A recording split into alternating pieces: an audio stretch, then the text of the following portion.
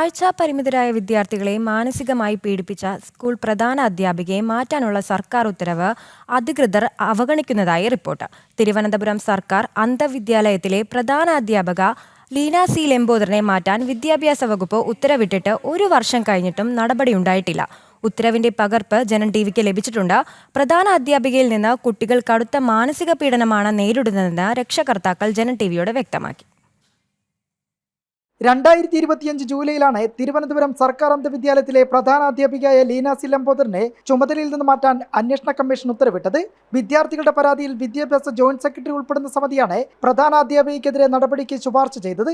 എന്നാൽ ഉത്തരവിറങ്ങി 1 വർഷം പിന്നിട്ടിട്ടും പ്രധാനാധ്യാപികയ്ക്കെതിരായ നടപടി എങ്ങുമെത്തിയില്ലെന്നതാണ് വസ്തുത. ജോയിന്റ് ഡയറക്ടറും ജോയിന്റ് സെക്രട്ടറിയും ഗവൺമെന്റ് തലത്തിൽ വന്ന് എൻക്വയറി നടത്തി ഇവരെ മാറ്റണമെന്നുള്ള ഗവൺമെന്റ് ഉത്തരവും വന്നു.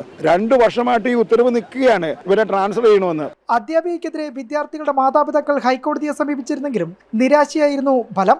നിലവിൽ പല കാരണങ്ങൾ പറഞ്ഞ് സർക്കാർ അഭിഭാഷകൻ കേസ് നീട്ടിക്കൊണ്ടുപോകുകയാണ്. ഇപ്പോൾ മാനസിക പീഡനത്തിന് പുറമെ കുട്ടികളിൽ നിന്ന് സഹാധ്യാപകർക്കെതിരായ പരാതികൾ നിർബന്ധിച്ച് പ്രധാനാധ്യാപികയായ ലീന സി ലംബോദരൻ എഴുതി വാങ്ങുന്നുവെന്നും രക്ഷകർത്താക്കൾ ജനം ടിവിയോട് പറഞ്ഞു. ഇത് സംബന്ധിച്ചുള്ള ഒരു കേസ് പാരന്റ്സ് ഫയൽ ചെയ്തിട്ടുള്ള സന്ദർഭത്തിൽ ഗവൺമെന്റ് പ്ലീഡർ അതിനുള്ള മറുപടി നൽകാതെ വഴിപ്പിക്കുകയും ചെയ്തു. അങ്ങനെ പരമാവധി ഇവരെ സംരക്ഷിക്കുന്ന തരത്തിലുള്ള നടപടിയാണ് നടക്കുന്നത്. ഹൈസം കുട്ടികൾ അങ്ങനെ കുട്ടികളെ കണ്ടവരും ഇതില്ല, സംസാരിക്കുക പോലും ചെയ്യൂല കുട്ടികളടുത്ത്.